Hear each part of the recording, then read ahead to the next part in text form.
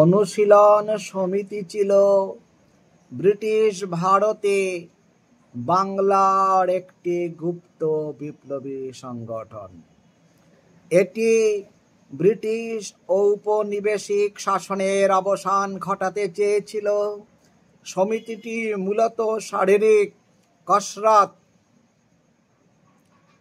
লাঠি খেলা এবং অন্যান্য সামরিক প্রশিক্ষণ প্রদানের উদ্দেশ্যে প্রতিষ্ঠিত হয়েছিল। তবে এর মাধ্যমে বিপ্লবীদের একটি নেটওয়ার্ক গড়ে তোলা হয়। অনুশীলন সমিতি দুটি প্রধান ধারায় বিভক্ত ছিল।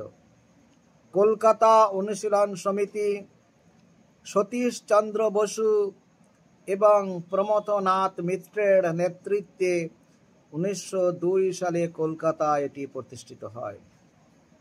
ঢাকা অনুশীলন সমিতি 1905 সালে ঢাকায় পুলিন বিহারী দাসের নেতৃত্বে এটি প্রতিষ্ঠিত হয়। এই দুটি সমিতি বাংলায় ব্রিটিশ শাসনের বিরুদ্ধে সশস্ত্র বিপ্লবে গুরুত্বপূর্ণ ভূমিকা পালন করে। অনুশীলন সমিতির ইতিহাস: 1902 সালে সতীশ চন্দ্র বসু এবং প্রমথনাথ মিত্র কলকাতায় অনুশীলন সমিতি প্রতিষ্ঠা করেন। সদস্যদের শারীরিক ও মানসিক বিকাশের জন্য লাঠি খেলা, কুস্তি এবং অন্যান্য মার্শাল আর্ট শেখানো হতো। পরবর্তীতে সমিতিটি বিপ্লবী কর্মকাণ্ডে জড়িয়ে পড়ে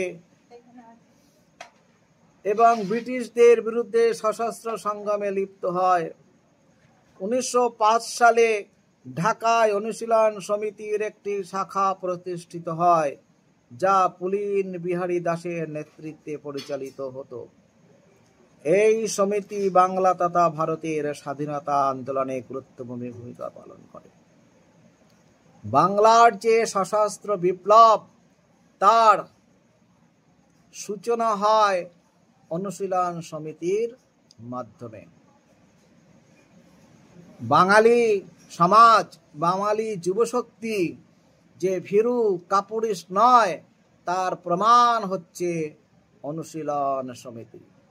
এই অনুশীলন সমিতি